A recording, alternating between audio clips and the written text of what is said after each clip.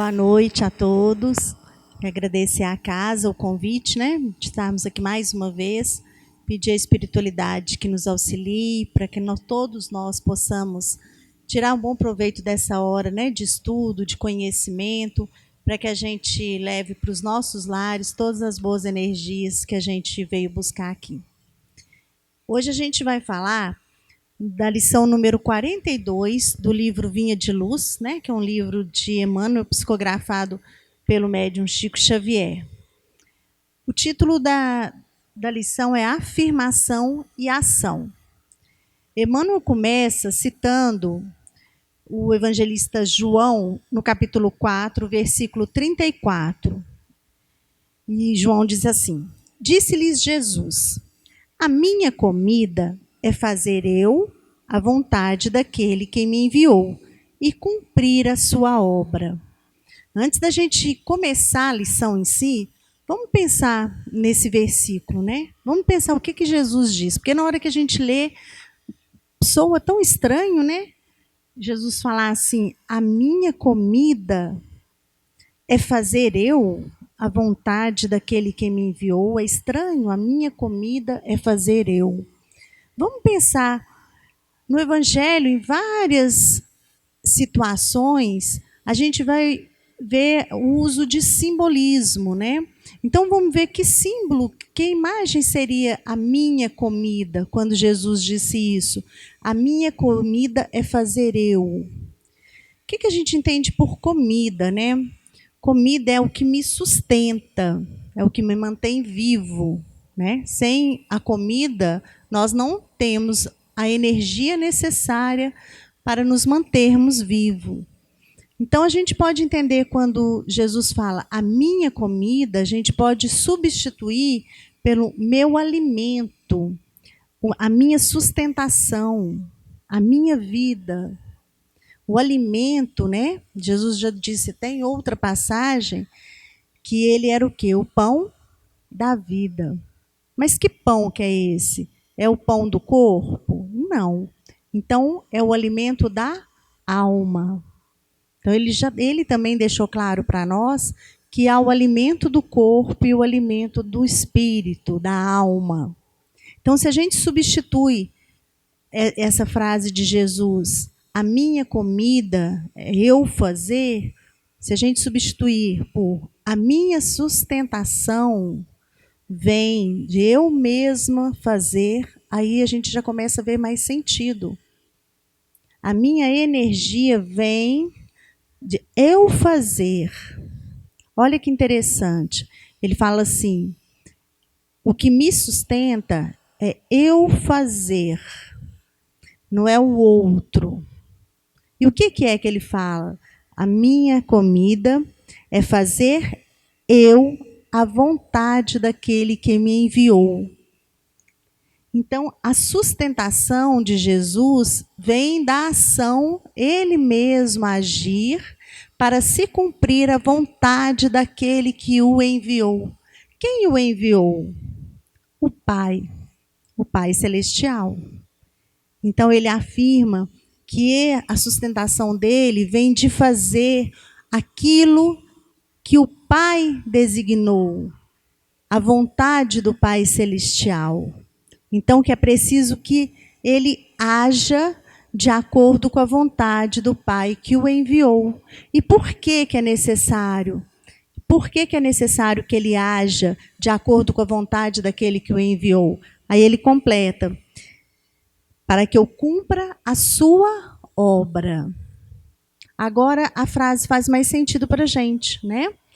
A minha comida é fazer eu a vontade daquele que me enviou e cumprir a sua obra. Então, este era o propósito de Jesus. E aí, se a gente já entende, né? E já nos reconhecemos como discípulos do Cristo, já sabemos que ele é o nosso modelo e nosso guia, o que ele disse ali sobre ele, cabe a nós também. Ele não estava dizendo só sobre ele, porque nós somos seus semelhantes. Então, eu também me encaixo aqui. A minha comida, O meu sustento é fazer eu, Thaís, a vontade daquele que me enviou, a vontade do meu Pai, e cumprir a sua obra. O que seria esse cumprir a sua obra? E fazer a minha parte na criação. Somos co-criadores do universo, não somos? Todos nós temos a nossa participação. A gente doa, a gente constrói. Por isso que a gente vive em sociedade, né? Porque nós também temos a nossa parcela como criadores desse universo. Então é preciso que eu haja de acordo com a vontade daquele que me enviou, para contribuir com a sua obra. E aí é sobre isso que Emmanuel vem falar para a gente. Por isso o título, afirmação e ação. Porque eu afirmo que sou cristã, eu afirmo que sou discípulo, mas eu preciso da ação. Por isso que Jesus diz que o que sustenta ele é agir de acordo com a vontade do Pai. Isso é que dá energia. Então vamos ver como que Emmanuel vem falar com a gente sobre isso. Eu vou lendo e a gente vai debatendo aos poucos, tá? Vai refletindo aos poucos, de acordo com o que o Emmanuel vai escrevendo. Ele começa assim: aqui e ali encontramos crentes do Evangelho invariavelmente prontos a alegar a boa intenção de satisfazer os ditames celestiais. Olha que interessante, ele fala assim, aqui e ali, ou seja, está cheio aqui entre nós de crentes. Interessante, Emmanuel, usar a palavra crente, né? Será que é a mesma coisa se ele dissesse de fiéis? Ele fala assim, ó, aqui e ali está cheio de crente que entende, que segue, que participa, mas que oscila, que vacila diante da vontade do Pai. E aí a gente entende por que ele usou crente, né? Porque o crente crê. É diferente de você confiar. Quem confia, confia com fé, é fiel, né? E o crente ainda está no estágio de crer. Eu creio, mas eu posso tirar esse crédito. Ah, não, acho que aqui agora convém eu dou o crédito de novo. Então, aqui e ali, onde que é esse aqui e ali? Somos nós mesmos, né? Entre nós, estamos cheios de crentes que estamos ainda oscilando em seguir a vontade do Pai Celestial e além, né? E agir para a sua criação. E ele continua assim: entregam-se alguns à ociosidade e ao desânimo, e com manifesto desrespeito às sagradas noções da fé, asseguram ao amigo ou ao vizinho que vivem atendendo às determinações do Todo-Poderoso. Olha aqui, se não é nós, muitas das vezes. Ele diz assim, está cheio entre nós que entrega-se à religiosidade, mas ela é muito da porta para fora. Que porta é essa, né? Quando ele fala assim, diante dos amigos e dos vizinhos, aos olhos dos outros, é um bom fiel. Mas ainda, na intimidade, é um crente. Por que ele não usou aqui, ó, diante da família, diante de si? Porque é muito fácil a gente, diante daqueles que nos cercam, fora da nossa intimidade, nós nos parecermos como bons fiéis, não é? Mas, ali na intimidade do lar, é ali que a gente, às vezes, perde a paciência, é ali que a gente deixa o orgulho falar mais alto, é ali que a gente quer usar o nosso autoritarismo, é ali que a gente se sente mais com liberdade para exercer as fraquezas que a gente ainda tem. Então, o que aos olhos dos amigos e vizinhos, como Emmanuel fala, parece ser um bom cristão, um bom fiel, né, que já entendeu a palavra do Cristo e age, ali no íntimo nos falta ainda uma caminhada. Nos falta nos tornarmos fiéis. Paulo, no final, disse: já não sou eu que vivo, mas o Cristo que habita em mim. Por quê? Porque quando Paulo aceita, né, a intensidade, a luz, o tamanho, o amor de Jesus, o Cristo passou a viver nele. Por que ele diz: já não sou eu, mas sim o Cristo? Porque já era o Cristo que falava por ele. Não saía daquela boca, não saía daquela mente pensamentos que não fossem do Cristo. Aí sim é o bom fiel, né? E nós, ali no nosso cantinho de casa, o que sai da nossa boca, o que formula nossos pensamentos, a forma com que agimos, é o Cristo que age por nós? Tudo que a gente fala é o Cristo falando por mim? Aí sim é agir no propósito de Deus, né? Na vontade do Cristo na minha vida. Eu agir de acordo com o Cristo, falar o que Cristo falaria, de acordo com o que está no Evangelho. Quando no Evangelho de João diz assim, que eu haja de acordo com a vontade do Pai Celeste, o que a gente pode entender como essa vontade? O que seria essa vontade do Pai? Qual que é a vontade do Pai? A gente sabe que os nossos caminhos são únicos, né? Cada um aqui tem uma caminhada, cada um aqui tem o livre-arbítrio de agir, e isso acarretou para nós a reação, não é? Então, cada um vai ter um caminho, porque eu agi, então eu vou receber do universo, da vida, de acordo com os meus atos. Isso faz com que os caminhos sejam diferentes. Então, para cada um de nós aqui, é necessário uma vivência, é merecido algumas situações, mas há uma coisa comum, que é a vontade do Pai Celestial a todos os seus filhos, desde aquele que está lá na criação até um Cristo, né, até os espíritos angelicais. O que é essa vontade que é comum do Pai a todas as suas criaturas? Que aquela criatura evolua. Isso é a vontade do Pai para todos nós. Então, se a gente pensar assim, a minha existência, está lá no Livro dos Espíritos, né? Quando a Kardec pergunta a espiritualidade, qual a finalidade das encarnações, né? Da gente voltar à carne, e a espiritualidade é bem direta a responder: evolução. Então, essa é a vontade do Pai, que a gente evolua. Por quê? Porque a intenção é que sejamos felizes, plenos, espíritos felizes. E a gente só vai alcançar isso experienciando. Então, é essa a vontade do Pai. E é para isso que eu preciso trabalhar. É nisso que eu preciso agir, para que eu evolua. Porque senão nós vamos receber a dádiva de estarmos aqui. E se eu não tiver a vigilância de me atentar qual é a vontade do Pai, que é que eu evolua, eu vou passar pelas experiências e, muito tristemente, quando voltar para a erraticidade, quando eu estiver no plano espiritual, poder descobrir que eu não caminhei. Que eu vim, estagiei, vivi, mas não experienciei, não aproveitei, não fiz a vontade do Pai, porque eu não agi.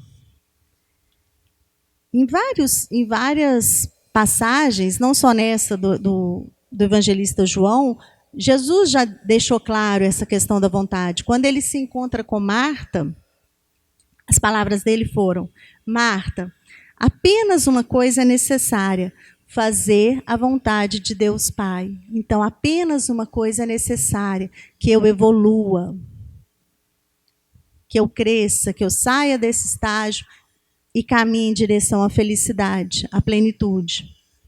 Continuando, Emmanuel diz: não são poucos os que não preveem nem providenciam a tempo, e quando tudo desaba, quando as forças inferiores triunfam, eis que, em lágrimas, declaram que foram obedecidas às ordens do Altíssimo. Será que a gente age assim, igual Emmanuel traz aqui nesse parágrafo? O que ele está falando? Que a gente, que não são poucos, né, entre nós, que na hora que a coisa aperta, na hora que desanda, pela minha invigilância, pela minha falta de ação, o que é muito comum da gente alegar? Ah, que seja feita a vontade do Pai, né? Que seja feita a vontade de Deus. Ah, também é Deus que não quis, porque senão tinha dado certo. E é isso que Emmanuel está chamando a atenção para a gente. Essa tendência nossa de colocar a culpa, de colocar na conta da vontade de Deus. E a gente não faz isso? Muitas das vezes. Ah, não, mas também Deus não quis. Será mesmo que Deus não quis?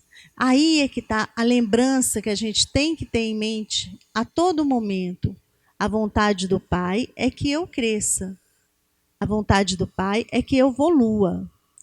Todas as outras intempéries, todas as coisas que a gente passa de aflição, porque nós não fomos criados para sofrer, para passar dificuldade, para lágrimas, não. Todas essas, né, infortúnios vêm a nós depois da minha ação. Elas sempre são causa. Elas sempre são a reação. Ela não é a origem. A origem é sempre a minha escolha. Então a gente precisa, segundo Emmanuel, parar de colocar na conta da vontade de Deus. Porque essa dificuldade é sempre uma reação. É sempre o fruto da nossa escolha, da nossa semeadura. A vontade é sempre da evolução. E as vontades individuais. Quando a gente vem, né, quando a gente reencarna, quando a gente recebe a oportunidade de uma nova experiência na carne, o Espiritismo já nos ensinou, né? Por isso ela é a doutrina consoladora, que ali é tudo feito antes, um planejamento, não há acaso. Aqui na lição, Emmanuel fala isso. Não há vontade a esmo, né? Deus não está lá, vai seguir no barco aí. Não tem casualidade, é tudo programado, tudo tem um sentido, né? Para que a vida funcione. Nós somos todos parte de uma engrenagem muito perfeita, né? E para isso exige disciplina, organização. Aí a gente pensa assim, quantas pessoas trabalharam, colocaram energia, conhecimento antes da nossa vinda para nos entregar uma nova oportunidade de evolução. Aí a gente vê a grandeza disso, né? E o tão perfeito que é. Aí sim, aí é individual. Os objetivos são individuais. Eu preciso vir trabalhar a minha humildade. Eu preciso adquirir essa virtude. Vai ser muito bom para ela, né? Eles vão planejar lá, que ela venha em alguma situação onde é necessário que ela vivencie a humildade. Né? Se eu errei várias vezes, em várias situações, por orgulho, por vaidade, de posição, de status, não vai ser muito bom para esse espírito ele vir numa condição de dependência, às vezes? Ele vai aprender no dia a dia que é importante o outro, que eu preciso me fazer, né, de igual, porque a humildade é igualdade, para eu receber o auxílio do outro. Então, às vezes, eu receber um corpo muito limitado vai me dar a oportunidade de exercer a humildade, a gratidão por estar sendo cuidada, por estar tendo outro fazendo por mim, e eu não me achar que posso fazer tudo, que faço tudo melhor que os outros. Então, aquela experiência vai ser muito proveitosa para aquele espírito. E aí, chegando aqui, Infelizmente, é difícil a gente abrir mão das nossas fraquezas. Aquela vaidade, aquele orgulho, né? Aquele status que ele estava acostumado, está ali naquele espírito ainda, porque a gente não muda, né? A natureza não dá saltos, a gente não muda de uma hora para outra. Está tudo ali. E aí eu venho, recebo essa oportunidade grandiosa de viver uma coisa totalmente diferente que vai me facilitar, e aí eu me revolto, eu me rebelo, eu xingo, eu nego a Deus, eu me torno mais azedo ainda com as pessoas que cuidam de mim. Ao final daquela existência, ela foi proveitosa? Aquele espírito evoluiu? Não. Necessário será outra experiência mais difícil. Então, para aquele espírito, foi necessário que se faça cumprir essa vontade do Pai. Para o outro, já vai ser necessário uma outra situação, porque são outras virtudes que ele precisa adquirir, são outras fraquezas que ele precisa abrir mão. E aí o planejamento é feito de acordo com o que cada qual necessita. E olha a beleza disso. E aí a gente, em vez de fazer um bom proveito, né, daquilo, de render graças e lembrar da frase de Jesus, que o meu sustento vai vir da minha ação nessa situação que eu recebi. A vontade do Pai foi me enviar essa existência. E qual a minha ação? Porque é isso que vai me sustentar, é isso que vai fazer meu espírito ficar de pé. Como eu estou agindo nessa existência que eu recebi, nessa vontade do Pai para mim.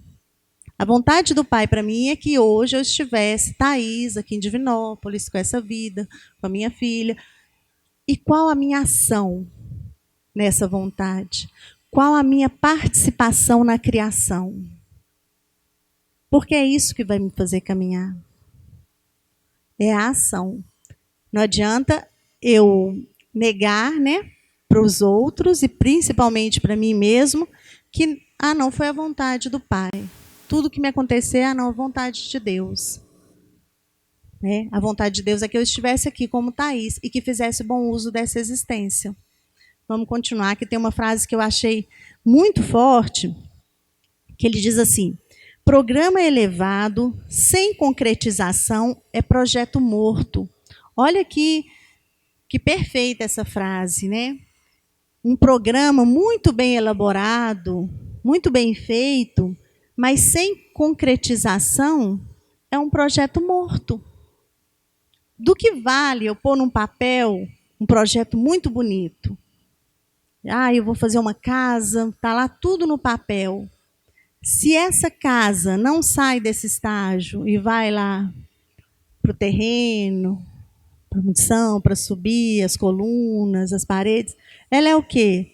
Um projeto morto. Ela não é uma casa. É só um projeto. E é isso que ele fala.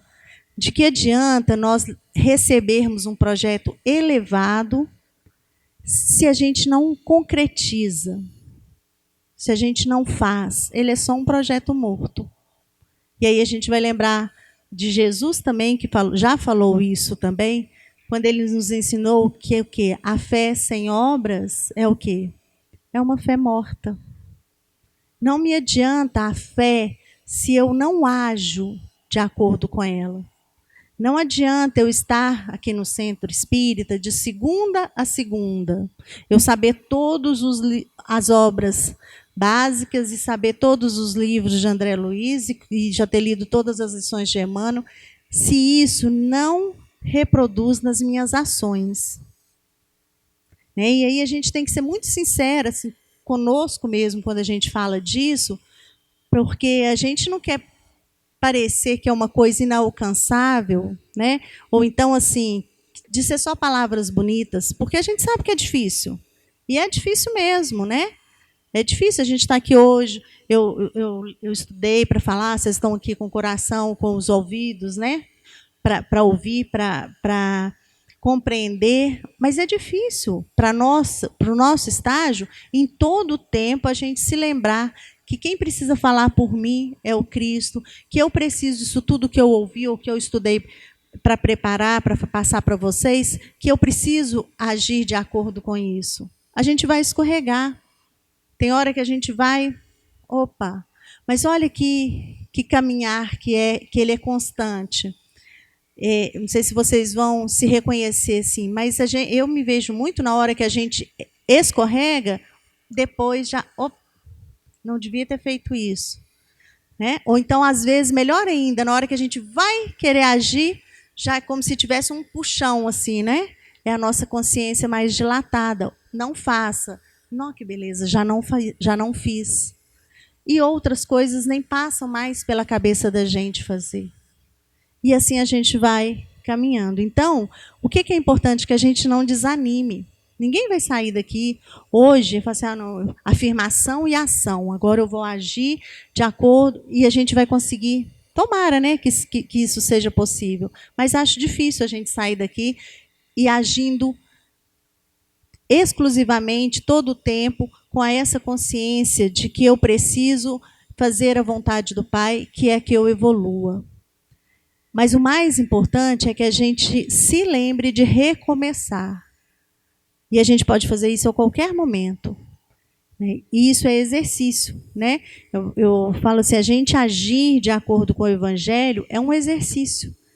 De tanto a gente se policiar, de tanto a gente vigiar, foi por isso que ele diz, né, vigie e ore. Vigie as suas ações, os seus pensamentos, os seus sentimentos, e ore para que a espiritualidade possa estar no mesmo nível de vibração, né, para que você ouça, sinta o conselho. Então, que a gente esteja sempre vigilante. E aí é exercício, até o ponto que a gente já não faz mais, já não passa mais pela nossa cabeça agir diferente. E aí o Cristo começa a falar por nós, a agir por nós.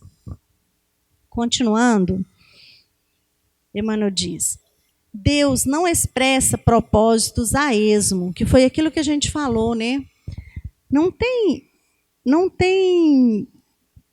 uma falta de finalidade na criação. Não tem falta de propósito. Tudo há um porquê, né? Não é à toa que eu esbarrei com fulano e a gente convive junto, não é à toa que eu constitui uma família com aquele outro, não é à toa que eu sou pai desse, que eu sou filho daquele, que eu sou irmão, que eu fiz uma sociedade com um amigo. Não há acaso nas nossas relações, nas nossas vivências. Tudo é propósito, tudo tem um propósito. E aí o que acontece? Quando a gente não consegue exercer esse propósito, é muito fácil da gente falar, seja feita a vontade de Deus. Eu lembrei, quando eu estava lendo, tem uma situação de duas irmãs, e elas tiveram um conflito muito grande na família, e aí uma delas, que é a mais velha, depois de perder o contato, uma delas, eu ouvi ela falando assim, isso me chamou atenção e me marcou muito, ela falando assim, também, se for da vontade de Deus que a gente conviva, vai acontecer. E nunca mais procurou, e a outra também não.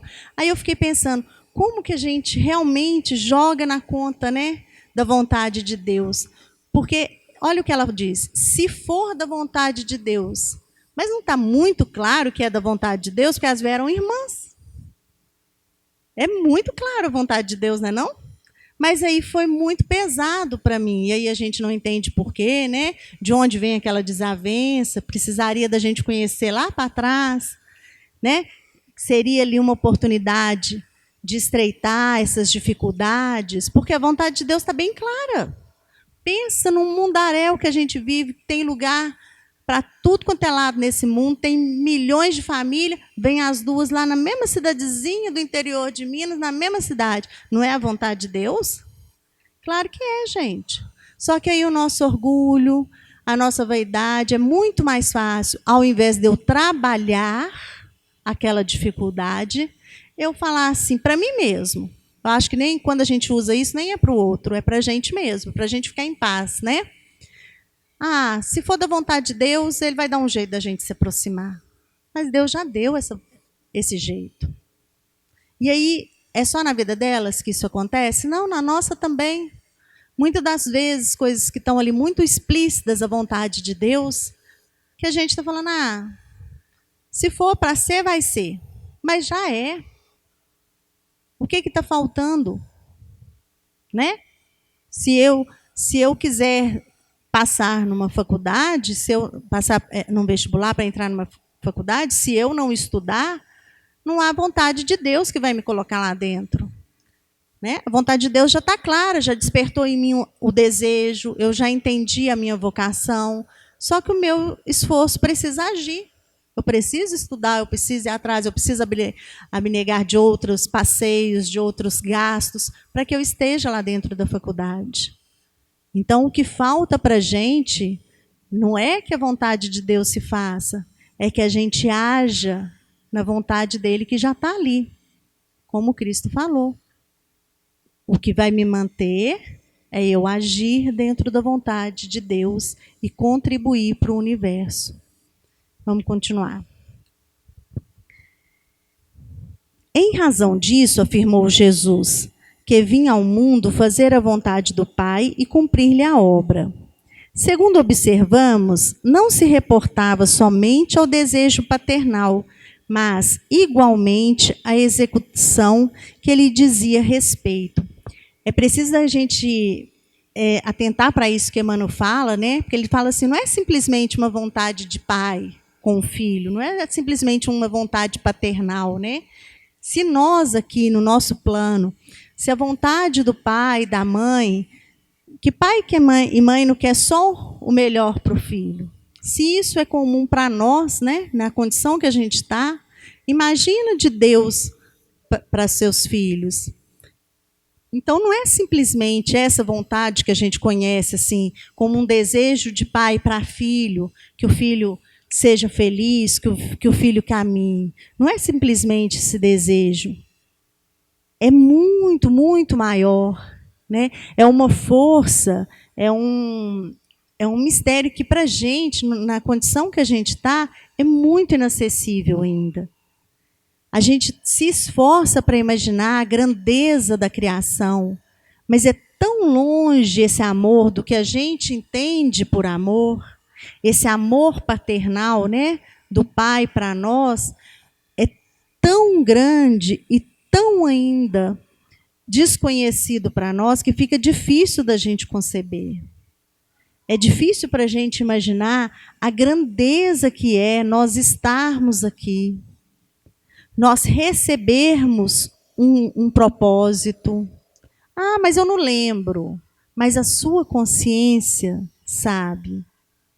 Todas as noites, né, no nosso descansar do corpo, e ainda tem essa bênção, né, do espírito poder conviver na pátria espiritual, justamente para quê? Para que ele se renove, para que ele se refaça, para que ele se lembre, para que ele seja aconselhado, guiado por aqueles que são por nós, para que a gente não se desvie desse propósito e dessa vontade maior. E aí, de novo, a gente, às vezes, não faz bom uso dessas ajudas. Né? A gente, às vezes, não pensa assim na grandeza que é a gente receber essa ajuda todas as noites e não se prepara para ela. Né? Então, que hoje à noite a gente se lembre disso. Olha, agora é o meu momento de estar um pouco na minha pátria espiritual, é o meu momento de estar mais perto do meu mentor. Só que para isso eu vou precisar elevar minha frequência. Eu vou precisar abrir mão de cenas atribuladas, de pensamentos, de preocupações. Eu vou precisar buscar meios que me façam estar mais sintonizada com a espiritualidade, para que eu me refaça amanhã e continue a exercer a vontade do Pai. Então, são essas ferramentas que a gente tem e que às vezes a gente não faz bom uso delas. Né? Para encerrar, Emmanuel diz assim: segundo observamos, não se reportava somente ao desejo paternal, mas igualmente à execução que lhe dizia respeito. Não é razoável permanecer o homem em referências infindáveis aos desígnios do alto, quando não cogita de materializar a própria tarefa. O pai, naturalmente, guarda planos indefasáveis acerca de cada filho. É imprescindível, no entanto, que a criatura coopere na objetivação dos propósitos divinos em si própria, compreendendo que se trata de lamentável abuso, muita alusão à vontade de Deus, quando vivemos distraídos do trabalho que nos compete. Como que Emmanuel termina, gente? Como que ele conclui? Que é um abuso da nossa parte a gente desperdiçar essa oportunidade, colocando tudo na vontade do Pai e abrindo mão da minha responsabilidade de ação. Então, a mensagem que fica para nós é aumentar, né, a nossa vigilância, para que a gente esteja atento no que nos cabe, no que é responsabilidade nossa, na nossa caminhada terrena, né? O que é preciso que eu haja de acordo com Cristo, deixar o Cristo que vive em mim falar por mim, agir por mim, para que eu execute a vontade do Pai nessa obra, né? Que eu sou parte dela e que eu preciso dar a minha contribuição. Aí sim, né? Que bênção que deve ser a gente encerrar uma experiência terrena e ver, nossa, dei um passinho para frente. Aquilo já ficou para trás. Né? O orgulho que eu cheguei aqui, já estou indo embora com um pouco menos. Olha, a humildade que eu não tinha, já é aquisição minha, ninguém nunca mais me tira, porque eu agi e não desperdicei. Né? Então, que a gente saia daqui hoje com este propósito de afirmação e, principalmente, ação, né? Que é a fé viva, que nos tornemos realmente fiéis e não só crentes do Evangelho. Eu quero agradecer a oportunidade, a espiritualidade, né, que nos guiou até aqui, e até a próxima. Obrigada.